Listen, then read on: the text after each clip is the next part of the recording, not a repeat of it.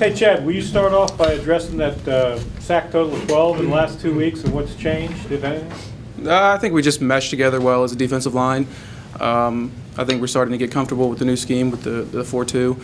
I think that's changed a lot with the coaching as well, getting us in the right situations, understanding our opponents, and putting us in good opportunities to make plays. Thank you. Kyle, I know it won't have any impact on the game once it starts, but the guy on the other sideline is a guy a lot of you guys are familiar with. Does that bring an emotional element to it that maybe isn't there with other games? I mean, here's a guy that you know well and that coached you for 4 years here. Sure. No, he's developed some pretty close relationships with a lot of our players, and I had a conversation with a teammate yesterday just how weird it'll be even warming up on the field with all our old coaches, 10, 15 yards away from us as we're throwing routes versus air and stuff pregame. So it'll be emotional. That's a guy that has played a huge part in my football career and a lot of others. So it'll definitely be emotional. But I think, like you said, once the game gets going, all that goes out the window, and it's just one team playing another team. So we'll get focused in, but definitely. Definitely a little bit more emotional this week and a lot more on the line. Do you hear from any of those coaches, not this week, but just throughout the season, a good luck text or a nice game, late Saturday night or never? No, not during the season. I think they're pretty focused on the guys that they have, and so are we. I've talked to a few of them before the season and in the off season after they had left. But really, once the season started, I think we've both been focused on, the task at hand, and I think it's interesting how we're both 4-2 and 2-1, in the CAA headed into the game. So it's a huge game, and I don't think either team is going to try to let that be a distraction, in our preparation. So. We're going to focus and prepare just like it is any other team. We're not going to ignore the fact that, those are the guys that used to coach us. But as far as preparation goes, we're going to prepare the same way and prepare to win a football game. Hey, How about from your perspective? I mean, Coach Rocco is a defensive guy. I mean, how close from your perspective and the defensive coaches that Kyle alluded to? Yeah, I mean, we get every week game texts from Coach Beelan, our defensive line coach previously. We just had a close-knit family in terms of the defensive line prior to the coaching change, so that's just expected. I mean, he sends us a text before the game and after the game congratulating us, whether we won or lost, or sending us a good luck text before as well. Like he said, I don't think there's any emotion going into the game, any heightened sense of needing to beat the Delaware team because Coach Rocco is the coach. I think it's just another game that we need to prepare for, and like we've always said, it's going to be 1-0 this week, and that's how we perceive every game that we go into. Kyle, you talked about this being a big game, and apart from the obvious connection, more than halfway through, do you think playoffs now, and you start looking at records and who's around you in the league and that sort of thing? Yeah, absolutely. I think that was one of the problems when we dropped the first conference game, is that we had to be really on our game and win a bunch in a row. This is a competitive league, and even where we're at right now, we still have some work left to go, unless in order for us to position ourselves well in the playoffs. So this game has huge implications for playoff seeding and even for making the playoffs. All together. So, but like Chad said, I mean, we've really had the mentality of just one game at a time, and to be 1-0 this week. And Delaware's a good team. There's no doubt about it. But I think this week, if we play well and we play how we're supposed to play and we execute the game plan, I don't think we'll have a problem winning this game. So we're definitely going to be confident headed into it. But like you said, it's huge playoff implications. But really, every conference game from here on out has those same implications. So we're excited for this one, no doubt. Do you see anything from Delaware's defense that reminds you of the Richmond defense when Coach Rocco was here? Are there any tendencies that you've been able to pick up? Absolutely. I mean, it all looks familiar. I've seen that type of scheme, for a few years now. So watching film is very familiar. They run a 3-4, and I think they have really, really big, strong linebackers who fit the gaps really well, and they have some in my opinion, some really, really good safeties. Some of the, one of their safeties is number 7 is a really good player in this league, and they make plays. I think they play well as a defense, and credit to Coach Kosh. He prided himself here on playing team defense and always being in the right spots. So, I expect them to do the same thing. But, we know what we have, and we know how to attack that type of defense. And, the thing is, they know that we know their defense. So I expect them to throw, something at us,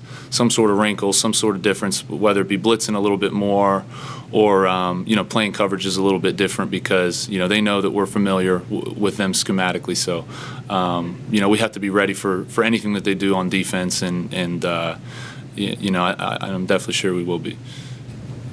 Hey, Chad, what was your mindset going into last week, getting a start? Trey is out with the injury, and not just starting, but knowing you were going to play more plays Saturday, have more opportunities to make plays. Yeah, I mean, I think I saw it as an opportunity to take advantage of my time as at the University of Richmond. I mean, like you said, it was my first start, so situations just arise and opportunities came available, and I took advantage of them, and that's what I plan to do for the rest of the season.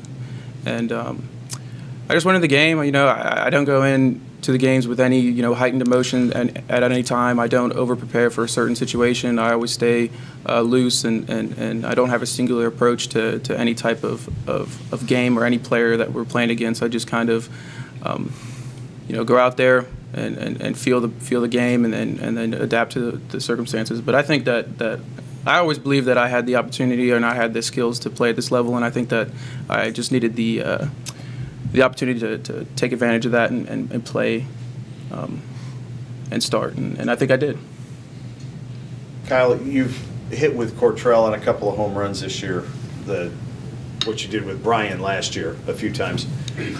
When you get to the line, are those plays, without giving too much away, is that a play that's called in the huddle most of the time, or when you get to the line of scrimmage, do you say, oh, wait a minute, this might happen and I'll look his way first, or is he ever a second progression, or is it a combination of, how does that come together, and do you know it in the huddle, or do you have to wait till the line, or do you have to wait until after the ball is snapped sometimes? I think it's all different. I think one deep ball early in the season, it was actually an audible where, they kind of had man coverage out there, and that was actually one to Dejan. I know you mentioned Cortrell, but we have a lot of confidence in our receivers and in our passing game, and we feel that if a defensive back presses one of our guys and doesn't have help over the top, that that's advantage Richmond. So we're going to take advantage of it, but I think just generally in the passing game, we have passing concepts where a guy's going to go deep, and then we're going to have underneath stuff too. So usually a deep post or a go route is an alert throw.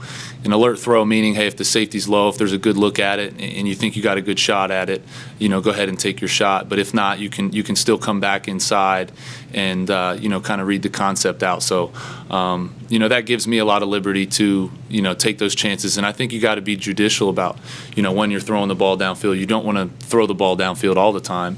And I think with the speed we have, that we could essentially throw the ball deep more than we do, but I think we have a perfect mix right now of short, intermediate, and long passing games. So I think we're definitely going to be tough, difficult to defend on all those fronts. So if the guy's playing off, we'll kind of take the short stuff, and as soon as they come up to try to guard those shorter patterns, that's when we can take a shot and take advantage and go over the top. So I think it's a mixture of both of those, what you said, but the passing game is what it is, and in my opinion, it's just taking what the defense gives you, and as a quarterback, it's my job to take care of the ball, and I think I've had too many turnovers this season, so if we can play a clean game, and be explosive like we've always been, and not turn the ball over, we always have an outstanding chance to win the game. So that's my focus this week and really every week going forward.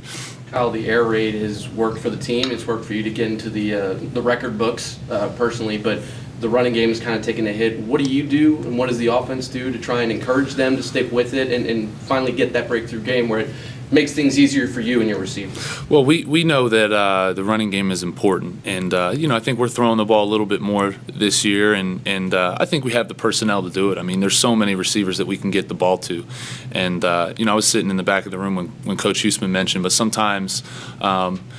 With defensive backs being scared to get beat over the top, we can use our short passing game as an effective running game, basically. But you can't live like that the whole season, and there is going to be times where we will have to run the ball. So I think we're coming along. I think we've made progress each week, and a couple long runs here or there are big for our offense. So we're going to continue to develop, and we have confidence. And Coach Durden, our offensive coordinator, he stresses the importance of the running game. So we're not going to abort the running game by any means. And hopefully, I also think that. We haven't always been playing from ahead a lot. So I think, if we can get ahead with balance, I think we'll be able to run the ball a little bit more and, show that side of our offense.